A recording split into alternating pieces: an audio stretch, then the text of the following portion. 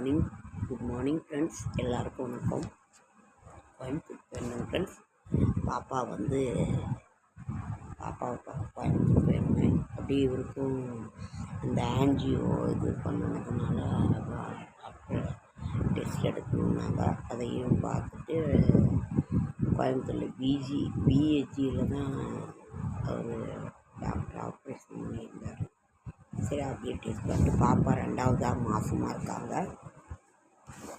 ஒரே வாந்திங் ஃப்ரெண்ட்ஸ். ரொம்ப எலும்பும் தோலுமாக பாப்பா இருக்காங்க. ரொம்ப ஒரு கஷ்டமாக இருந்துச்சு. அப்புறம் பாப்பாவையும் போய் பார்த்துட்டு வந்துட்டு இப்போ தான் ஃப்ரெண்ட்ஸ் நான் கோயம்புத்தூர்லேருந்து வீட்டுக்கு வந்திருக்கேன். சேலம் வீட்டுக்கு வந்திருக்கேன். என்ன சொல்கிறது என்ன புரிகிறது ஒன்றும் இல்லை. அப்புறம் வீட்டிலலாம் ரொம்ப எலி தொல்லையாக இருந்தது ஃப்ரெண்ட்ஸ். அப்புறம் அது ஒரு சின்ன பூனைக்குட்டி ஒன்று இருக்குது. அப்புறம் அது இப்போ கத்திக்கிட்டு இருக்குது. எலி தொல்லை பரவாயில்ல, குட்டியாக இருக்குது, நல்லா கத்துது. அது இருந்தால் எலி பெருக்கான் தொல்லை வராதுன்னு நான் நினச்சிக்கிட்டு இருந்தேன். உங்கள்கிட்ட என்ன பேசுறது என்ன சொல்கிறது என்ன செய்யறதுன்னு எனக்கு ஒன்றும் புரியல. நான் வீடியோ கொடுக்கணும், ஒரு நாளைக்கு ஒரு வீடியோ ஒரு ஷார்ட்ஸ் கொடுக்கணும் வருது மனசில் இருக்கிறதுனால நான் என்னோடய இதை பற்றி சொன்னேன். இன்னைக்கு செவ்வாய்க்கிழமை, பெருமானுக்குரிய அந்த ஒரு நாள். இன்னும் எல்லாம் தெய்வத்தை தான் நம்புகிறோம். கடன்கள் கஷ்டங்கள் எதுவும் தீரலை. எதுவும் நமக்கு கடவுள் நல்ல வழி விடுவாரா அப்படிங்கிறது தான் நம்மளோட ஒரு தலையாய ஒரு இது. ஏதாவது ஒரு நான் அன்றைக்கி ராகு திசையை பற்றி சொல்லியிருந்தேன். இன்றைக்கி இருக்கு ஏதோ ஒரு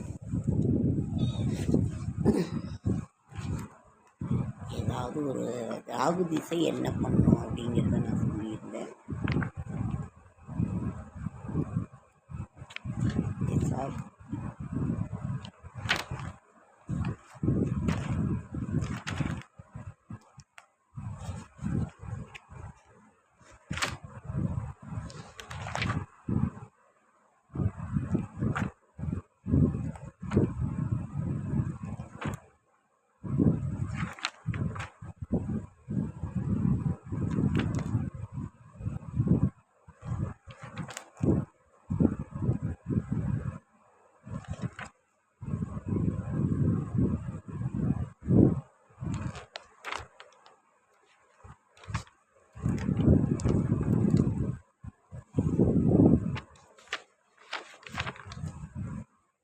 நம்ம ஜாதகத்தில் அன்றைக்கி ராகு திசையை பற்றி சொல்லியிருந்தேன். இன்றைக்கி என்னென்னா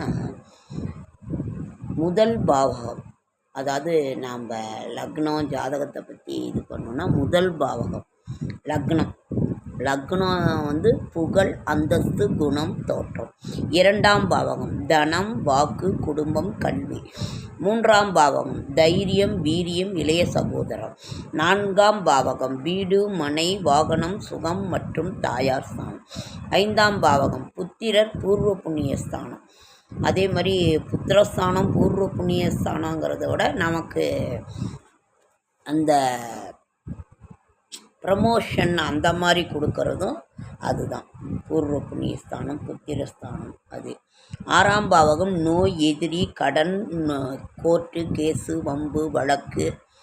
அது 7ஆம் பாவகம் மனைவி ஸ்தானம் நண்பர்கள் ஸ்தானம் கலத்திரஸ்தானம். 8ஆம் பாவகம் ஆயுள் ஸ்தானம் வழக்கு ஸ்தானம்.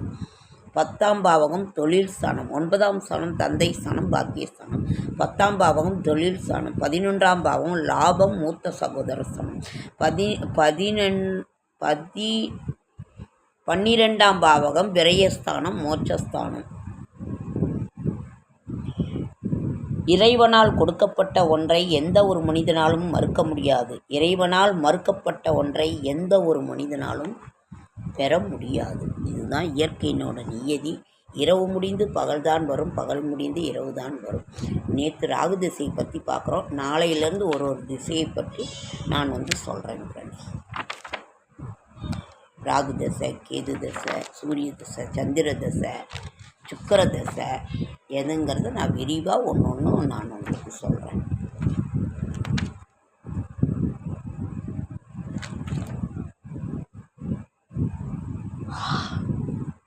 ஓகே ஃப்ரெண்ட்ஸ், உங்களை ரொம்ப போர் அடிக்க விரும்பல. என்னோடய ஷார்ட்ஸ் வீடியோ பார்க்குற அனைவருக்கும் நன்றி. ஒரு என்ன சொல்கிறதுன்னு ஒன்றும் புரியல. உங்களை ரொம்ப போர் அடிக்க விரும்பல.